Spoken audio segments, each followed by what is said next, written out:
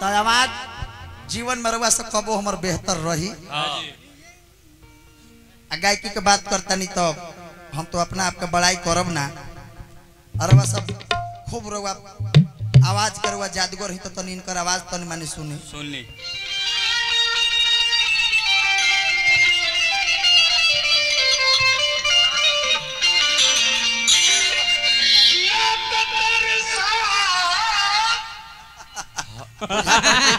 लगे कि हो गई हद मैदान बाहर आवाज ताहर बाहर आवाज गायकी के बात कर तुम अस्कल देखा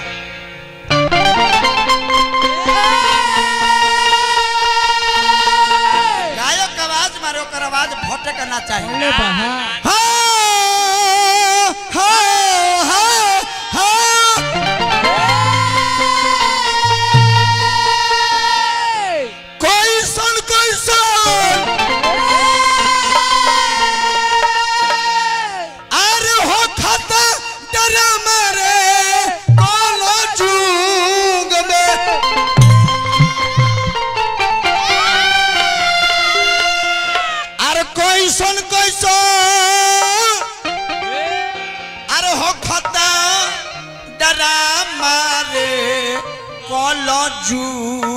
में आज कैसा होता बाप के कोनो कहना बेटा मानत है कि ना। बाप कहता रहे किसे एक लोटा पानी लावो बेटा हैरान बा खांसी भइल बा तो टैबलेट ला दो बेटा कहता पलट के जवाब तुरंत देता तो बूढ़ो तहरा रोज खांसी हो जाता। अरे कि कल युग में ये हनुमान पठा के लय हो आ यही जैसे ना गावल जाला एकर आवाज यही जैसे निकलेला।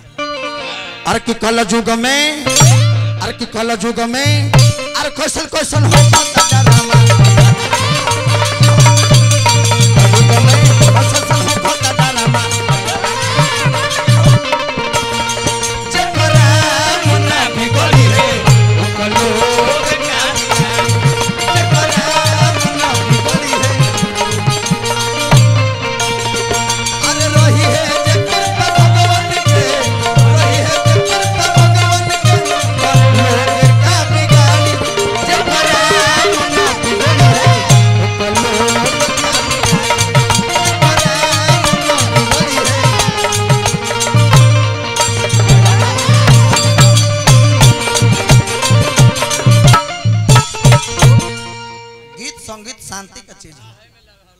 बानर जैसन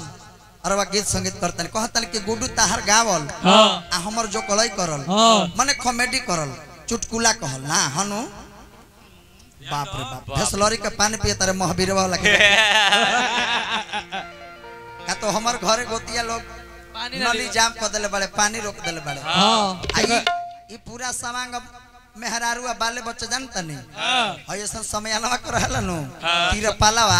ये तिरपालावा घेर कर रहले का नहीं इतना जैसे बयासी करत रहले। एक दिन तो बाबा के घरे मलकिनी और इनकर भौजाई चोली खातिर लड़ गए तो हम इनकर कबो शिकायत ना करेगे नहीं। अच्छा सुमिरन में देखो नहीं पंडित जी के हम कबो अरे शब्द के प्रयोग ना कहनी आई कहते अरे गुड्डू का रे बाबा का कहित रे अरे बाबा का कहित रे पंडितवा अरे पंडितवा का कहित रे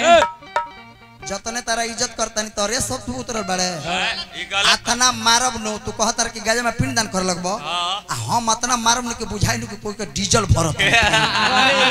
ओ बेगर मतलब का तो हम खिड़िए लगले चलम का तो फिर मार दे यही जा कोई चाचा बैठे हैं बाबूजी बैठल हैं आज हम लोग श्राद्ध कर आए हैं कोई बेटा भतीजा बैठल है आई कह रहा कि से बकरी को मार देंगे तो कूता कूती यही तुम ब्यास हो उठा के फेंक दोगे एक बार चातर जाके देखिए ना अरे विष्णु पतवा वाला मोबाइल चला दे पार्लियामेंट के चला ना बाबा के मुंह देखी कोनो चीज के फायदा होके चाहना जकर भैंस के बच्चा मर गल होई इनका के खड़ी कर दे भैंस पहना जा कहतर के सब जिला हिलावत रहो एगो वाटवा ना हिलेबो काहे घरवा में रोज मौगी हिलावी थबत ना हवे हिलाई अब ये वाट है आई वाट है लावन पंचायतवा हिला देवे लावन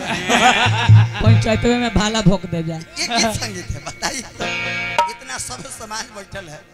अरे डॉक्टर भीमराव अम्बेडकर पर और संत शिरोमणि बाबा रविदास पर फोकस डालते तो आपको प्रसंग याद नहीं है तो एगो निर्गुण गाएंगे बीरबल भैया का इच्छा है, एगो लेदारी गाएंगे बच्चे का इच्छा है, बहुचट व्यास कहीं के अरे बेटा बाप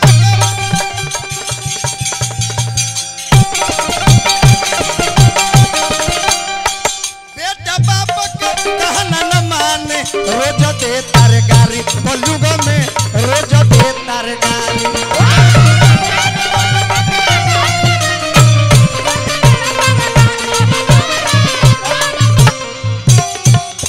निमन बतिया कहले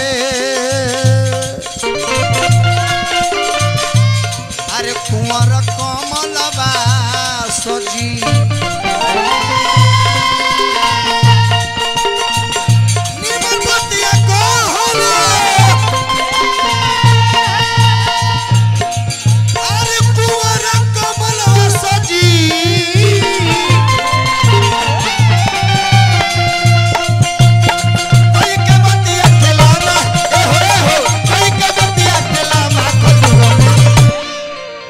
कल जुग में तीन ताल ले ली अरे कैसन कैसन